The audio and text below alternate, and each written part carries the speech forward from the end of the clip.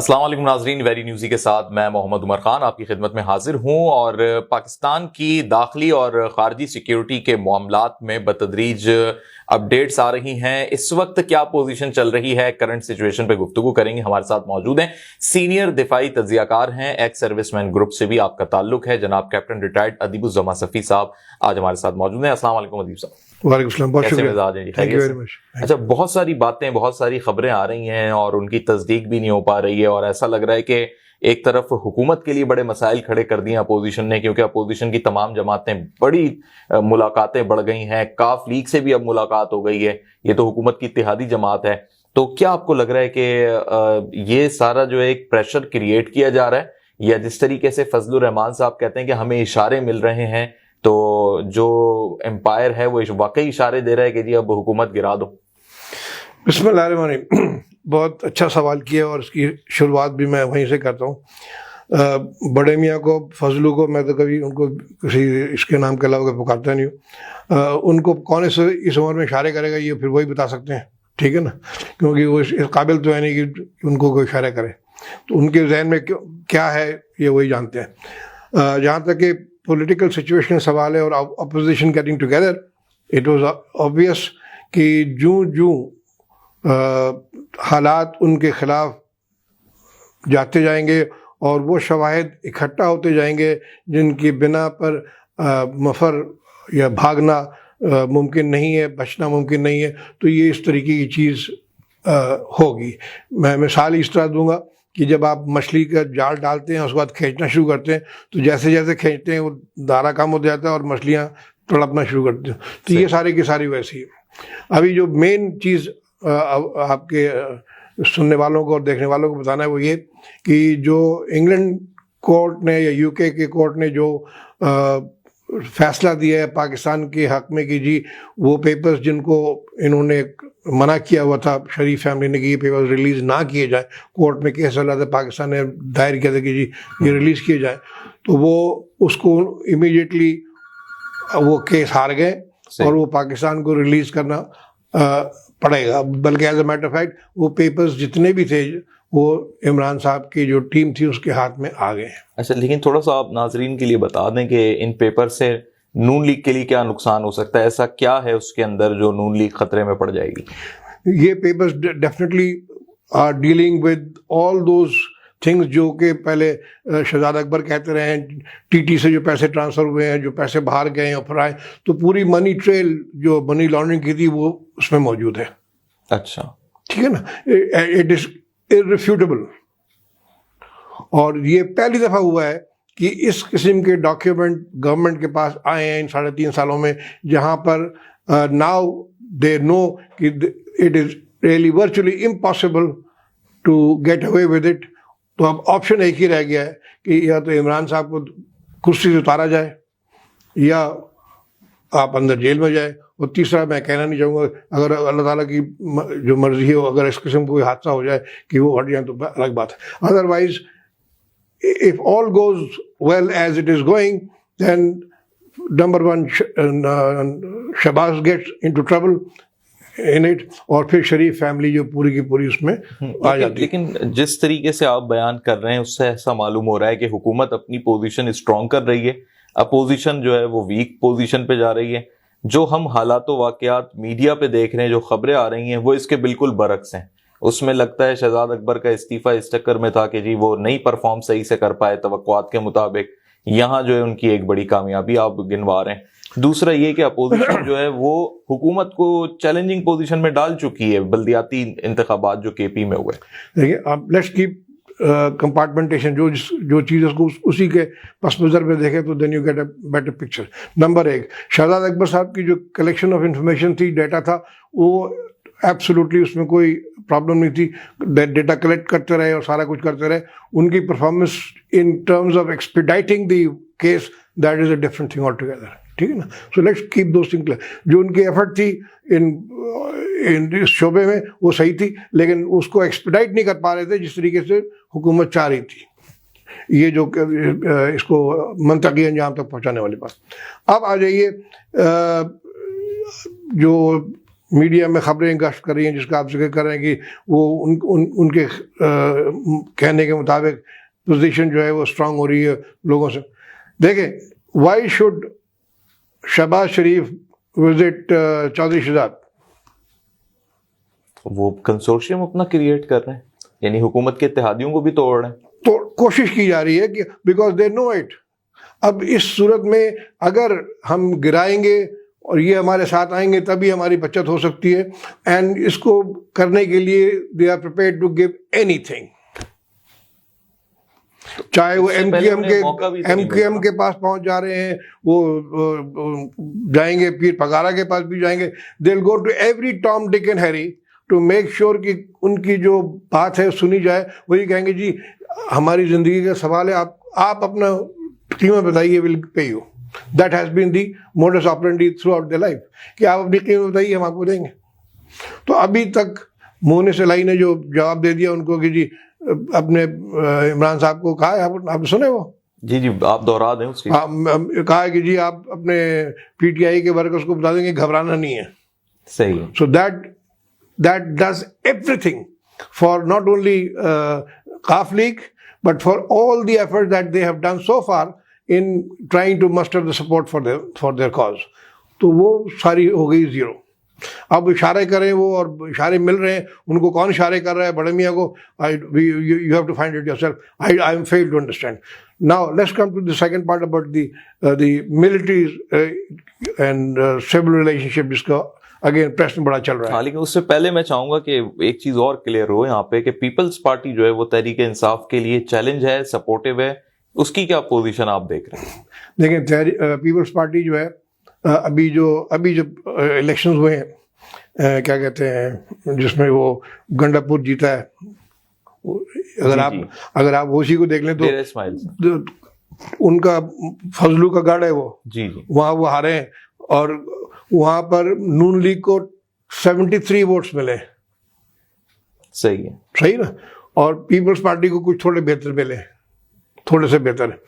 तो इसलिए we do not give, at least I do not give much credit to them, because आस्ते आस्ते वो फॉग जो क्रिएट किया गया था वो छट रहा है, लोगों को समझ में आ रहा है, लोगों को समझ में आ रहा है कि ये क्या खेल खेला जा रहा था और किस तरीके से गवर्नमेंट, अभी प्रेजेंट गवर्नमेंट जो है वो उन चीज़ों को भुगत रही है, उन चीज़ों को रिमूव कर रही है जो प्रॉब्लम्स क्रिएट किए गए थे, और अब आस्ते आस्ते चीज़ों को समझ आ रही है। लेकिन तो प्रेजेंट गवर्नमेंट के लिए एक ये भी तो तासुर क्रिएट हो चुका है कि मिलिट्री के साथ अब वो ताल्लुकात बरकरार नहीं रहे। बाजवा साहब के साथ भी जो पोस्टर है, जो वजीर आजम की और बाजवा साहब की मुलाकातें हो रही हैं, उसमें ऐसा दिखाया जा रहा है कि अब बड़ी दूरियां पैदा हो गई हैं, सेपरेट बिठाया जा रहा है, सोफा नहीं लग रहा है, और बाहर गार्डन में बिठा के जो है बातें होती हैं। वो अब बाहर गार्डन में बैठ के, अगर मौसम अच्छा हो तो मैं भी बाहर बैठ के आपसे बात करूं, वो मेरे ख्याल में तो कोई बात नहीं। दूसरी ये कि खुले एटमॉस्फेयर में ये जो नए किस्म के बीमारियां फैल रही हैं उसके लिए भी नहीं आप बगैर मास्क के बैठ सकते हैं, वगैरह वगैरह, many things. But coming back to the point, there is no problem between the government and the military leadership, political and military leadership, particularly after the return from China. अच्छा, लेकिन चाइना में तो वो प्रोटोकॉल ही नहीं मिले prime minister को।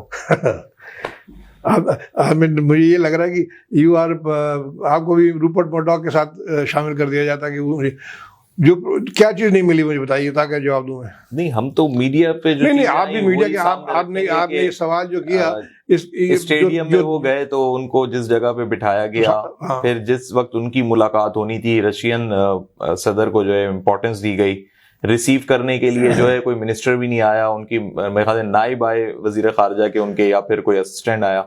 तो ये चीजें तो बड़ी मायने खेज होती हैं प्राइम मिनिस्टर अगर जा रहा हो किसी मुल्क का। तो अभी 32 head of the states and government आई थी उसमें, पता है आपको? 32 सही 32 head of the state and government में किस हेड ऑफ द स्टेट या गवर्नमेंट को प्रेसिडेंट ने जाकर रिसीव किया? नहीं, प्रेसिडेंट ने ना भी किया हो तो कोई लेट्स एनालाइज। मेरा काम तो तजिया करना, किस मुल्क के हुकूमत सरबराह को या गवर्नमेंट के सरबराह को प्रेसिडेंट शी ने जाके रिसीव किया? नन। जो प्रोटोकॉल के हिसाब से जो लोग थे उनको जो डिटेल थे उन्होंने जाके रिसीव किया। नाउ ये जो इनक्लोजर बनाए गए थे, वीआईपी इनक्लोजर बनाए गए थे, वो जी किसी अहमक ने कहा कि जी वो बस स्टैंड में खड़े हुए लग रहा है, ये किसी डब्बे में बैठे हुए। I mean because of two things, security के कंसर्न्स, बीमारी के कंसर्न, उन्होंने कोई भी, नॉट ओनली दिस, सारे वीआईपी इनक्लोजर में बैठे थे अलग अलग। सही है। अगर कोई पुतिन के साथ बैठा होता, उसके प्रेसिडेंट के साथ बैठा होता और ये नहीं बैठे होते तो फिर आप उसका तस्जिया करते। Everybody remained like that. यहाँ पर लग गया कि जी वो मुलाकात नहीं हुई, प्रेसिडेंट से मुलाकात भी हुई और जिस तरीके से डायलॉग हुआ वो भी आपने वीडियो देखा और जो कम्युनिके निकला वो भी देखा। पाकिस्तान और चाइना की तारीख में जितने भी मुलाकातें हुई हैं, इस किस्म का वर्डेड कम्युनिके नहीं निकला आज तक। I have not seen one with that kind of commitment and with those use of words which are so committal. नहीं हुआ है। What is the message? Because China also understands कि China's interest जो है CPEC और उसकी जो flagship है One Belt One Road initiative का is under threat because Americans do not want this thing to succeed. Indians do not want this thing to succeed. यहाँ पर जो हर किस्म की ये हमले करवा रहे हैं। तो चाइना ने कहा क्या कि we are prepared to defend that. Unofficially आपको बता दूं जो कि वो कहते कि अगर आपके आदमी मर रहे हैं, मैं अपने आप फौजी भेजता हूँ, आप आपके साथ वहां पर खड़े होंगे। Do you know this? ये तो खैर नई खबर है। दिस कमिटमेंट जो वर्ड्स निकल रहे हैं और जो उनकी बात है कि आप फिक्र नहीं करें, we are there to secure your interest and our interest. जो इसको इस एंगल से भी तो लिया जा सकता है कि उनको शायद अब ये चीज बेयकीनी की सूरत हाल में डाल रही है कि हमारी सिक्योरिटी जो है वो बार बार लैप्स का शिकार हो रही है। ये तो आपकी अपनी सोचने का अंदाजा है कि ये ग्लास, मैं कहूँ आपके हाफ फुल है, मैं कहूँ हाफ एम्प्टी। लेकिन एक स्टेट के लिए तो ये अच्छी चीज नहीं है ना, बिल्कुल अच्छी। इसमें कोई की फौज आके जो है इसमें कोई नहीं उन्होंने, अगर आपके डिफेंस साइन करते हैं कि चाइना पे attack is considered attack on Pakistan and Pakistan पे attack is considered attack on China, जो कि इंडिया और सोवियत यूनियन का हुआ था 71 में, अगर वही अटैक उसी किस्म का पैक्ट अगर हो गया है, वो सर जॉइंटली ऑपरेशंस और वो एक वॉर की भी कंडीशन होती है। वो देखिए अब समझा करो, जो चीज समझा रहा हूँ वो ये है कि if there is a pact, we have yet to learn कि मे बी इस किस्म का कोई पैक्ट हो गया जो अभी तक दोनों ने नीचे रखा हुआ है। But Americans know it, Indians know it, तभी वहाँ इंटरनेशनल भी खलबली मच गई, ये क्या हो गया। जो काइंड ऑफ ट्रीटमेंट आप इसको क्यों नहीं कह रहे? जब वो ओलंपिक्स के जो दस्ते आ रहे थे, दो दस्तों को बड़ी पजीराई मिली, एक चाइनीज जो आया था और एक पाकिस्तान, जबकि एक ही एथलीट गया था, पूरा हॉल खड़ा हो गया था तो करने के लिए। वो किस खाते में गया था, उसका कोई जिक्र नहीं है। मतलब एक एथलीट पे पजीराई मिल गई है, आपको मिली और बाकी तमाम किसी को नहीं मिली थी। So let's understand the thing and let's tell the public that what has happened in the true sense. आपकी सिक्योरिटी, आपकी वेलबींग का पूरा बंदोबस्त करके आए। जो आपके सेकंड फेज के प्रोजेक्ट्स थे वो इंशाल्लाह they are going to go. मेरी बात नहीं हो पाई, वरना मैं उनसे कोशिश कर रहा था, अपना मंसूर साहब से मेरी बात हुई थी फ़ोन पर कि टाइम दें, मैं उनसे ज़रा मज़ीद तफसील ले लूँ, नेक्स्ट टाइम होगा तो आपको बताऊँगा। लेकिन अभी ये सिलसिला है कि जो हमने चाहा, जो हम एक्सपेक्ट कर रहे थे फेज़ 2 में, उनसे बढ़कर ये चीज़ आपको मिल गई है। And we are over the moon so far as the Chinese and Pakistan relationship is concerned. सही। ऐसे sir back to the point के मिलिट्री रिलेशन इमरान खान के किस तरीके के हैं, क्योंकि अब ये कुछ खबरें आ रही हैं और इत्तलात आ रही हैं इस किस्म की कि बुशरा बीबी से भी जो है कुछ अनबन चल रही है, या वो प्राइम मिनिस्टर हाउस छोड़ गई या बनी गाला छोड़ गई, लाहौर शिफ्ट हो गई। यार ये मसाला जो इस पर तबसरा करना तो I think it is useless waste of time, क्योंकि इसमें कोई तज्जिए की बात ही नहीं बनती। ये पॉलिटिकल स्टंट्स हैं, पॉलिटिकल स्टेटमेंट्स हैं from one to the other. I don't think there is any substance in it. आप मतलब इसको अनड्यू प्रोजेक्शन दी जाए। उसको रोका DGISI के अपॉइंटमेंट से जा रहे हैं ना, यानी उसको जोड़ा जा रहा है कि जी ये इस तरह की जो कहते हैं घरेलू मसाला टीवी टाइप की जो खबरें हैं, इस पर तस्दीक कोई नहीं कर सकते, बिकॉज इज ऑल फेक। और कोई किसी का कोई सर पैर नहीं है। अब मैं तो ये कहता हूँ कि ये इन लोगों की गुफ्तगू पर कोई तबसरा करना ही वेस्ट ऑफ टाइम है। आप ये नहीं पूछ रहे हैं कि अभी जो सिंपोजियम हुआ है जिसमें वो इंग्लैंड का वो एक्सपर्ट आया जो डैम्स बन रहे हैं इतना बड़ा, कि इसके जो उसने फ्यूचर इम्प्लीकेशन बताई उस पर बात करें कि क्या हो रहा है। उस पर कोई नहीं बात कर रहा है। टीवी पे, किसी टीवी पे नहीं चल रहा है। जो आपके 1960 में 2 डैम बन चुके थे, अब ये इस 10 साल में 10 डैम बनेंगे, इस पर कोई बात नहीं हो रही। बिकॉज इस पर बात करें, इसकी आपको ये मीडिया की डोरें किसके हाथ में, कौन गाइड कर रहा है, कौन दिखा रहा है कि ये दिखाना है, ये नहीं दिखाना है, ये अनफॉर्चुनेट बात है उमर, वेरी वेरी अनफॉर्चुनेट कि जो majority of the media both electronic and print बिक चुका है। अच्छा, मेरे हिसाब से they are being controlled and projected, उनकी प्रोजेक्शन चल रही है not only from the internal, आपकी जो डायनेमिक्स हैं, जो उनके मोल्स बैठे हुए हैं, ये बाहर से भी कंट्रोल किया जा रहा है। लेकिन यहाँ तो साफ ये समझते हैं कि टोटल कंट्रोल ISPR का है। और समझने की बात क्या है? आप बताइए, आपको कोई किसी ISPR ने फोन करेगा कि ये सवाल करो, ये ना करो? नहीं, मैं नहीं समझता उनके पास इतना वक्त होता होगा। मतलब इतने टॉम डिक एंड हैरी घूम रहे हैं, वो जो अपने ट्विटर पे भी बोल देते हैं और कुछ भी कर देते हैं। तो किसी का असल में चक्कर ये है कि यहाँ पर अगर अकाउंटेबिलिटी प्रोसेस होता ना, कि आपने कोई इल्ज़ाम लगाया या कोई स्टेटमेंट दिया तो आप गलत निकला तो आपको कोर्ट में ले जाएंगे, और यहाँ तो कोर्ट ही बेकार है। मेरे हिसाब से कोर्ट्स की अगर सजा और जजा की पॉलिसी नुमाया होती, आपको ये सवाल करते हुए आपको डर लगता। बिल्कुल सही कह रहे हैं, ठीक है ना। लेकिन चूंकि आपको पता है कि नहीं वाज़ेह हैं, बिल्कुल नहीं, अगर इस तरह की चीजें होंगी तो लोग सोचेंगे यार बाहर जाके ये जो जितने भी यहाँ पर सहाफी घूम रहे हैं, एक आर्टिकल लिख देना इस तरह के, जिस तरह के वो बाहर जाके देखिए क्या होगा उनका शो। तो इसलिए let's keep those things in the focus, जो कि मुल्क के लिए और अवाम के लिए माने खेज हैं और उनका कोई इम्प्लीकेशन निकल रही है। वो ये लोग जो कभी वो मरियम नवाज, इन्होंने ये कह दिया, उन्होंने वो कह दिया, ये कह दिया, this are all rubbish, has no relevance. As a matter of fact किसी और मुल्क में अब तक इनको कोई घास भी नहीं डालता। अच्छा, आप देख लें। अच्छा कि वो जो एक कौन सा आई थिंक रोमेनियन था, यही केस था इस तरह कि वो उसका केस साबित हो गया कि वो है करप्ट है। पूरी वीडियो थी मेरे पास, उसको उसी कॉन्स्टिट्यूएंसी के लोग धकेलते हुए लेकर आए और घर मोहल्ले का जो बड़ा गार्बेज दिन था जहाँ से उसको उसमें डाल दिया।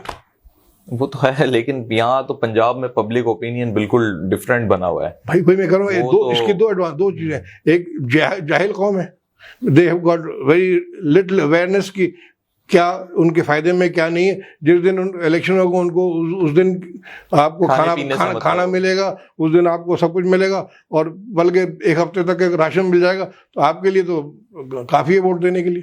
So if that is the environment, तो उसमें आप क्या कह सकते हैं।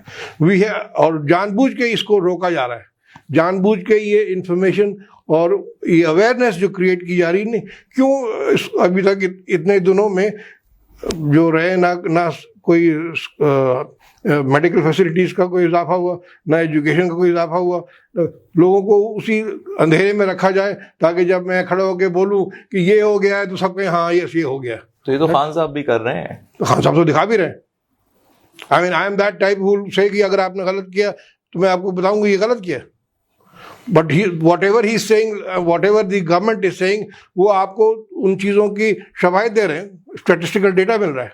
आप उनको तो अगर वो इज नॉट डूइंग जी मैं पाकिस्तान को जन्नत का नमूना बना दूंगा, ऐसा कोई स्टेटमेंट नहीं आ रहा है। ये डैम बना दिया है, ये सड़कें बना दी हैं, ये सेहत कार्ड जो सेहत कार्ड दे दिया गया है, वो खाने पीने का बंदोबस्त जो है वो जो कौन से एहसास प्रोग्राम का, तो whatever is being said is there to go and physically see it. आप लोग जाएं, कैमरा लेके जाएं, बात देकर दिखाएं, and you will see it. ये कोई नहीं रहेगा। वो ये तो हमें हमेशा से कहता रहा कि जो पाकिस्तान की सियासत रही है, जब if I stand for election, मैं जाके अपने कॉन्स्टिट्यूशन मुझे हम यहाँ पर ये कर देंगे, वो दे विल नॉट से कि हम सड़कें बना देंगे, दे विल नॉट से कि हम यहाँ के सीवरेज सही कर देंगे, दे विल नॉट से कि ये जो आपकी कम्युनिकेशन प्रॉब्लम है, हम दे विल से जी पाकिस्तान को जन्नत का नमूना बना देंगे। अब जब इलेक्ट होके आ गए, अब आप लाई जगह, मैंने क्या कहा था, जन्नत को बनाऊंगा, देखेंगे, नथिंग सब्सटेंशियल। सो प्लीज़ अभी आपके प्रोग्राम्स के जरिए लोगों को ये बावर कराया जाए कि let's talk substance, let's talk क्या चीज़ करेंगे, मैनिफेस्टो में क्या लिखा हुआ है और कैसे आप उनको वोट देंगे, ताकि ये पब्लिक की अवेयरनेस है। और फिर इस तरह के जो मुहम्मल किस्म के परफॉर्मेंस भी तो देखती है ना सर। हाँ, तो परफॉर्मेंस देखती है। अभी तक जो 2008 से 2018 तक का जो परफॉर्मेंस थी, उस पर आपने कभी कोई सवाल किया? नहीं, वो तो उनसे पीपल्स पार्टी और नून लीग से होते रहे सवाल। ये हाँ, तो जवाब ये नहीं हुए हैं। उनका जो किया धरा वो इनसे पूछा जा रहा है। अच्छा भाई, अभी आप कहिए इतने कर्जे, वो कर्जा आपके लिए वापस कर रहा है वो जो मैं ही समझता हूँ, जो हम टीवी चैनल्स पे तज्जियाकारों के सवालात या एंकर पर्सन्स के क्वेश्चंस ऑब्जर्व कर रहे हैं, वो उनके बड़े वाज़े क्वेश्चंस हैं तहरीक इंसाफ के रिप्रेजेंटेटिव्स, मिनिस्टर्स और सेनेटर्स से, कि आपने 3 सालों में पब्लिक को रिलीफ देने के लिए क्या किया, महंगाई को कम करने के लिए क्या किया, और उसको स्पेसिफिक जवाब भी आए कि कहाँ पर, जहाँ पर नहीं हुआ है वो एक्नॉलेज किया गया। महंगाई का प्रॉब्लम तो हर जगह। गिव मी वन नेम जिसने कहा कि नहीं महंगाई नहीं हो रही, पीटीआई का कोई मिनिस्टर हो या कोई ऑफिशियल हो, वो गिव मी वन नेम कि जिसने कहा हो कि जी जो इन्फ्लेशन रेट जो है वो बढ़ गया और इसको हमको कम नहीं करना है। तो नोबडी इज डिनाइंग इट। और ये क्यों हो रहा है, that is the point two understand. ये महंगाई क्यों हो रही है, इसके आप नहीं समझते कि कहीं ना कहीं कुछ ऐसा फोकस आउट हो चुका है गवर्नमेंट के मिनिस्टर्स का, कैबिनेट मेंबर्स का?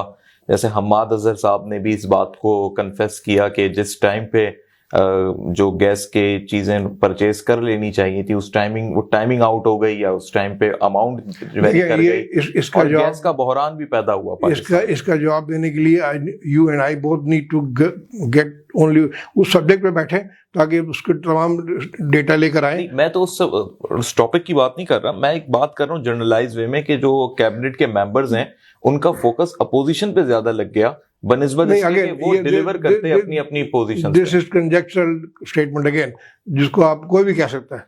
वो किधर लग गया, क्या कहते हैं, उनकी कंसंट्रेशन किधर थी और किधर नहीं थी। It will only be based on the fact कि उनके पास जो डेटा है, उनकी जो कारकर्दगी है, दिन में 8 घंटे या 10 घंटे जो दफ्तर में बैठ के वो चाय पीते रहे या वो अपोजिशन को क्रिटिसाइज करते रहे या अपना काम करते रहे, जब तक we do not have a very clear picture we can't, एक हियर से हम नहीं जा सकते।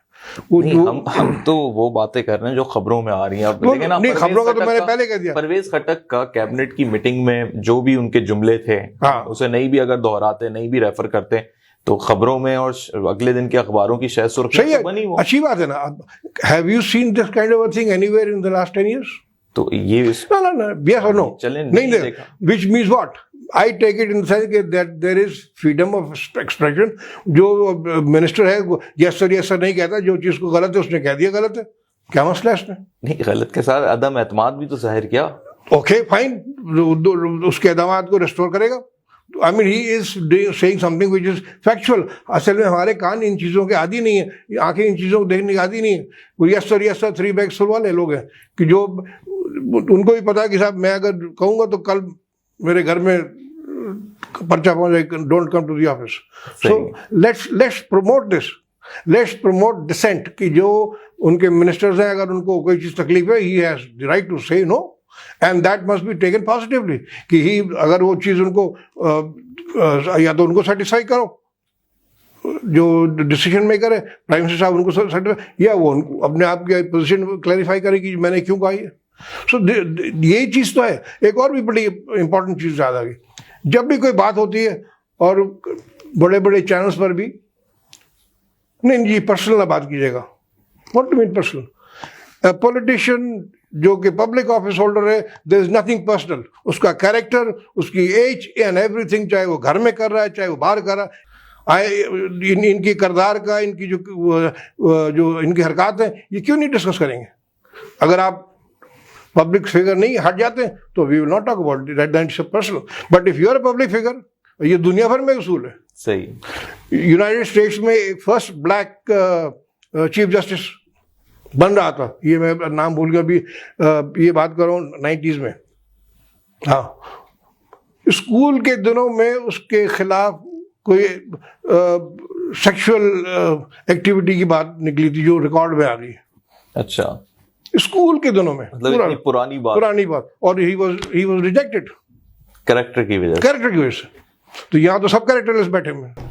सही। अच्छा, एक लास्ट क्वेश्चन, उसके बाद फिर आप अपना एक पॉइंट ऑफ व्यू भी दीजिएगा कि आने वाले दिनों में ऐसा लग रहा है कि जूं नवंबर 2022 करीब आता जा रहा है, क्योंकि बाजवा साहब के एक्सटेंशन तो अब शायद ना हो सके, और अगर उन्हें उनकी जगह रिप्लेस होता है कोई भी आर्मी चीफ, तो ये एक बड़ी गंभीर सिचुएशन बनती जा रही है जूं ये नवंबर 2022 के दिन करीब आ रहे हैं। गंभीर नॉर्मल थिंग। मैंने जब आपको शायद प्रोग्राम पे जो पहले भी किया था, I was deadly against the extension, and as an ex armed forces person I believe the तीनों आर्मी, नेवी, एयरफोर्स ऑर्गेनाइजेशंस जो हैं वो ऐसे ट्रेनिंग और ऐसी चीज़ें प्रोड्यूस करती हैं कि देयर इज़ नो, एक आदमी इंडिस्पेंसिबल नहीं है। अब मैंने जो जहाज़ को कमांड किया, वो जब मैं मेरे जहाज़ पे जो कैडेट था वो कप्तान बन गया है, वो जहाज़ कमांड कर रहा है वही शिप। बट जब वो कैडेट बन के आया था वहां पर मेरे जहाज पर, तब तो कुछ नहीं आता था। तो इसलिए आर्मी, नेवी, एयरफोर्स के चीफ्स को एक्सटेंशन नहीं मिलने चाहिए। सही, पहली बात। बिकॉज व्हाट हैपेंस कि उससे मोराल पे इफेक्ट पड़ता है। जो नेक्स्ट इन लाइन थे उनका क्या कसूर की जो इनको एक्शन दे के उनकी आपने हक तलफी कर दी। He had worked very well.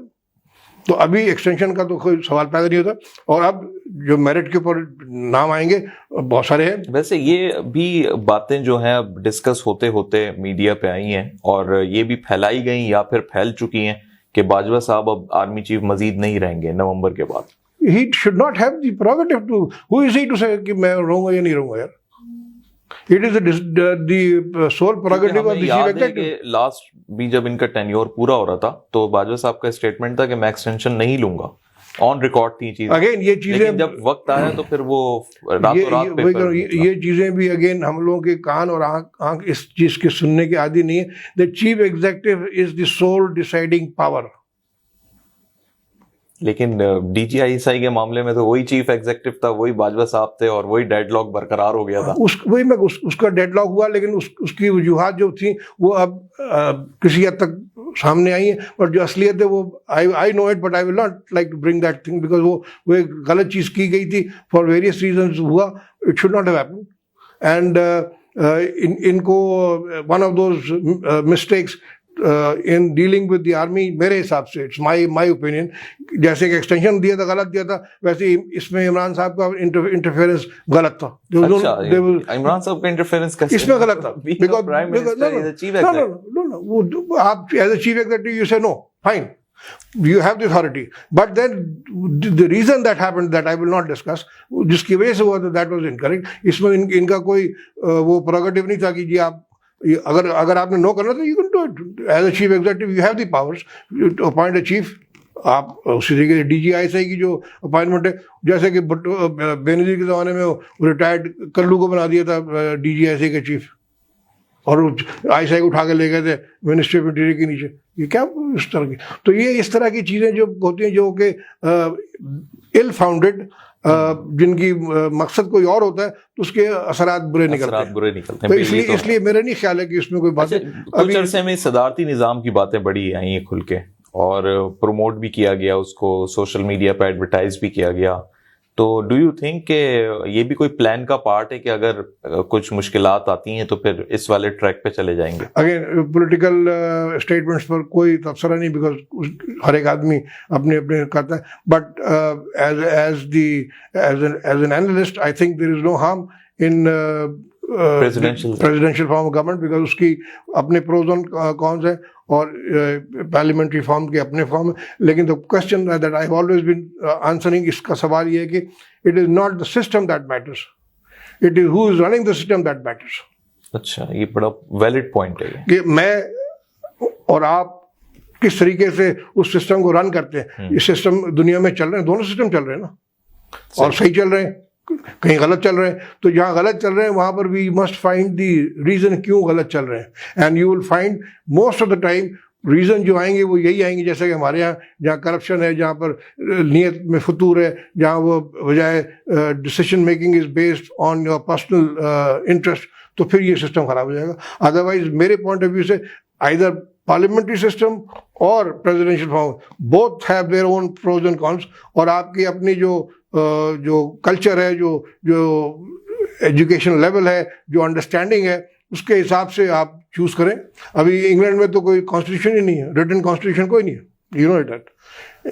Parliamentary system है but there is no constitution, written constitution, because वो बहुत ट्रेडिशनल लोग हैं, वो उसके मुताबिक चलते, जैसा कि चलता चला है वही तो किसी और मुल्क में बगैर कॉन्स्टिट्यूशन के पार्लियामेंट्री सिस्टम चल सकता है? नहीं चल सकता। तो इसलिए let's not make a decision कि जी ये खराब है और ये सही है।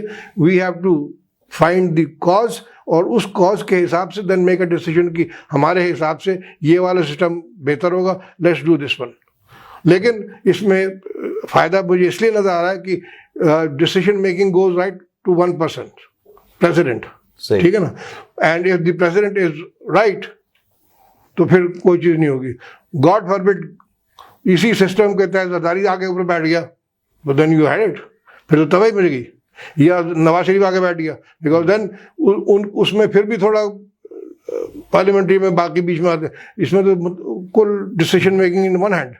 तो इसलिए क्या ऐसा भी हो सकता है कि मतलब एक मफरूजे पे मबनी बात है कि प्रेसिडेंशियल सिस्टम या इस फॉर्म को लाने का मकसद ये भी हो पसे पर्दा कि फिर वो पॉलिटिशियन ना हो, वो कोई रिटायर्ड जनरल हो?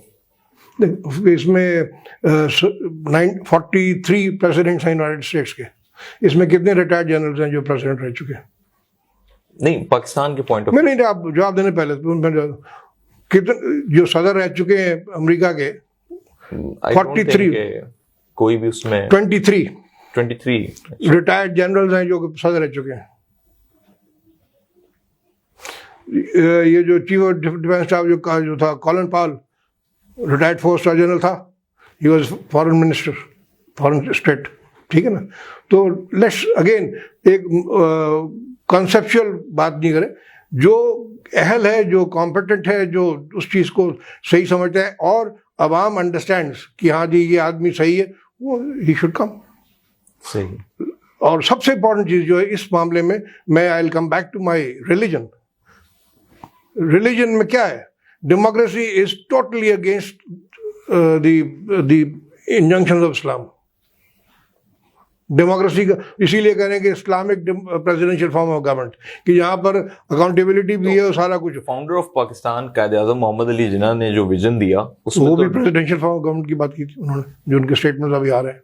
अच्छा, लेकिन जो 11 अगस्त की तकरीर का हवाला दिया जाता है उसमें तो एक जमहूरी हुकूमत का, जमहूरी presidential president, he did not say anywhere parliamentary. जो भी अभी आप देखें स्टेटमेंट मैंने पढ़े, जितने भी निकल गया, everywhere it was presidential form of government. तो इस तरह पार्लियामान की बालादस्ती किधर जाएगी?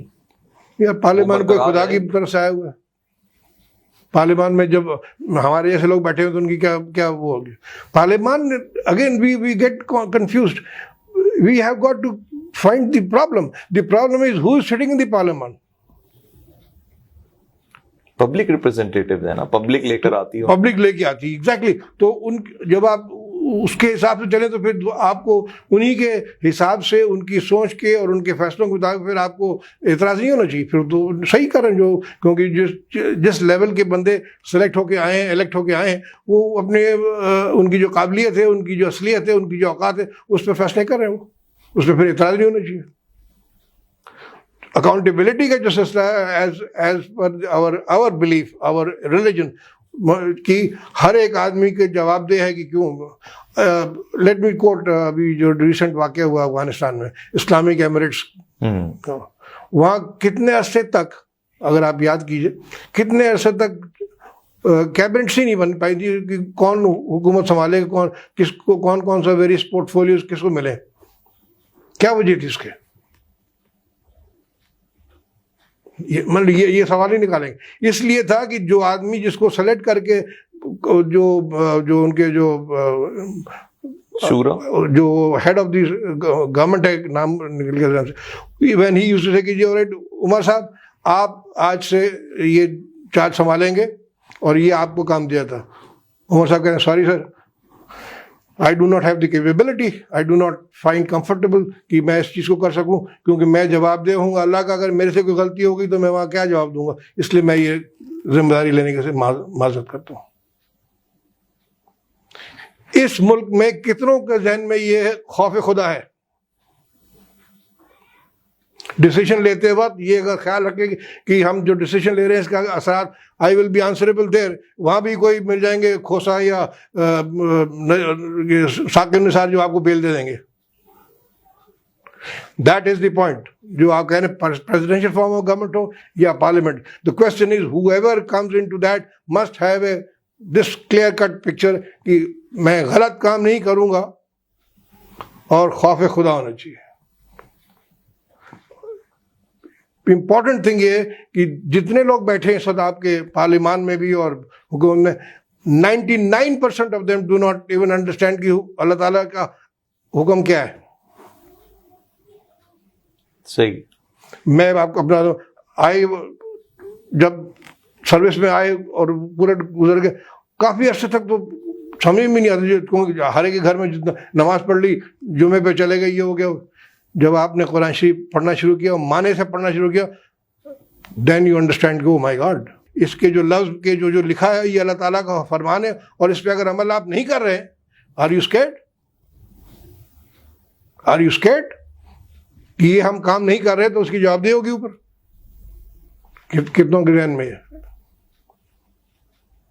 सो बात यह है कि पार्लियामेंट्री सिस्टम हो या प्रेसिडेंशियल फॉर्म सिस्टम हो, the people who go in their must understand कि अल्लाह ताला ने उन पर क्या जिम्मेदारी डाली है और इसकी जवाबदेही होगी। यहाँ नहीं होगा, यहाँ बेल लेके आ गए, उन्होंने गुलजार साहब ने बेल दे दी, तो खोसा साहब ने बेल दे दी, तो मलिक कयूम साहब ने फैसला सुना दिया। यहाँ तो सब चल गया ना, क्या ये वहाँ चलेगा? वहाँ नहीं चल सकता। अल्लाह ताला की एंड मजे की चीज़ ये है उमर कि ये जो फैसला है और इंसाफ, ये अल्लाह ताला की सिफत है। Those people who take oath as justices of Pakistan, they are representing that authority. Do you realise this? वो कहते हैं गुलजार साहब हो या कोई दूसरे चले गए, इन लोगों को रात को नींद नहीं आनी चाहिए थी यार, कि मैं वो काम अल्लाह ताला ने मेरे सिफत किया जो मुझे, अगर मैंने जरा सी काम कर दी तो मैं ऊपर जाऊंगा तो क्या होगा। तो इसलिए let's get back to our basic understanding कि हम अपने आप को सही करें और जो सही चीज़ है उसको सही कहें। लोगों ने क्या कहते हैं या वो क्या कहते हैं और मार्केट में क्या खबर चल रही है, ये सब चलाने वाले they are all those people who do not.